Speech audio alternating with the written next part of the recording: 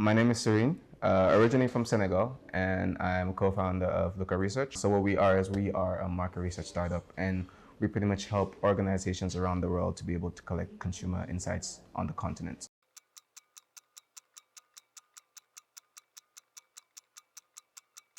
So the reason why LOOKA was created was that, first of all, it was a spin-off product from a research and design agency. And one of the issues that we figured out while we were working there was the fact that there's a whole operation system when it comes to research that is quite complicated, especially in the African context.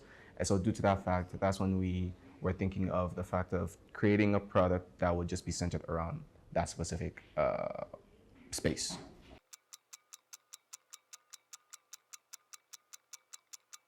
So in terms of that, it's just on a case-by-case situation. So what we've learned, of course, throughout the journey is that each country is specific to what they do. And even whether you think it's only just maybe like between West Africa and Eastern Africa, but even like within even the same region, you'll have different countries that have their different contexts because of their different levels of development. So which will impact the mentalities of the people, how you approach them, and even the infrastructure that is existing within the country.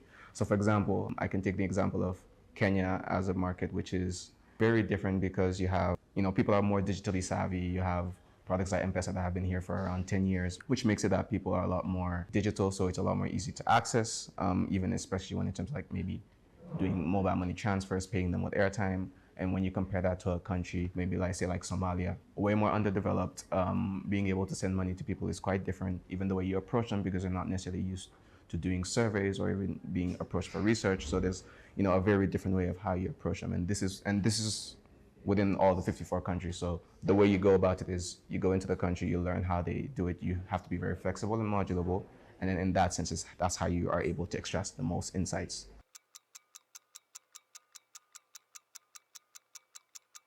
When it comes to the brands that are not used to the African context, there's a couple of misconceptions. Well, one, for example, around language. People assume that there's not necessarily a lot of literate people, which is not true, but they also don't understand certain things. Like for example, in West Africa, where a lot of the local languages are spoken, they're not necessarily written. So for example, doing a survey where you write it in Yoruba or in Wolof will not necessarily help because people won't be able to read it. The only way you can do it is by speaking to them in its local languages. For example, where most people will either speak French or English, and that is something that you can have a written form and people can fill in the surveys. I think the other one that they also don't take into account is that every country is different. So they usually want to have a specific framework that's going to be, working for everything, like a one-stop shop solution, which in reality, that's not how I do it. You really have to, take it on a market per market basis and then try to see how you can have like a global approach to it, but still while having, I think, the more specific methodologies for each market.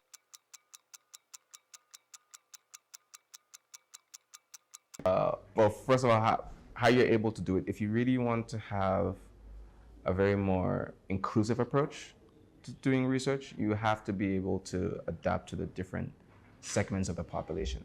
So the way you would survey someone who lives in an urban area is going to be completely different to how you would survey someone who's in a very remote rural area that has no electricity.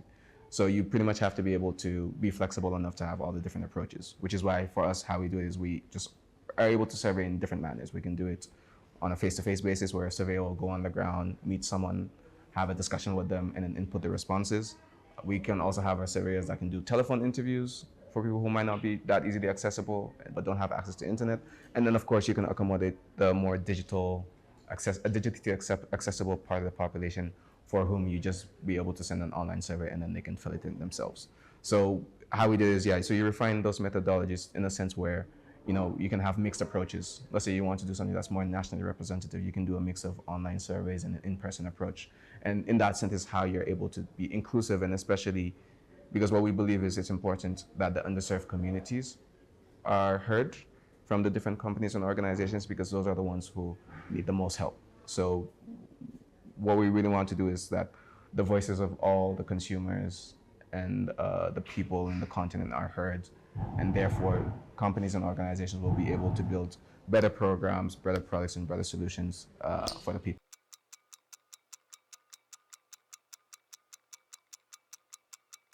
We believe that we have to bring a certain level of expertise to the client And it could be in different sense. It can be a client that's not aware of the African context, so we help them understand the different nuances. It can be a client that understands the African context, but will need a bit more collaboration on the research expertise side of things. So because we have both of those, we believe in a really co-creation type of approach from the beginning to the end.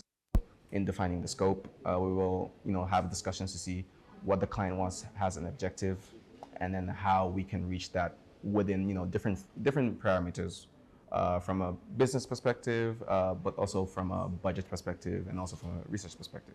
And then that co-creation approach will continue within the survey. So depending on how it goes, they might have a draft and then we'll review it for them. Sometimes they'll just have the general questions and then we'll come up with a first draft and then work together. And then once it's validated, of course, by the client at the end of it, and that's when we take over the process to deliver the insights. So, we'll handle the operations, which is either recruiting the surveyors, recruiting the participants if it's more of an online survey, making sure that they fit all the different quotas that were discussed before. And then after that is when we start with the data collection. There's a whole data quality assurance process that comes with it also.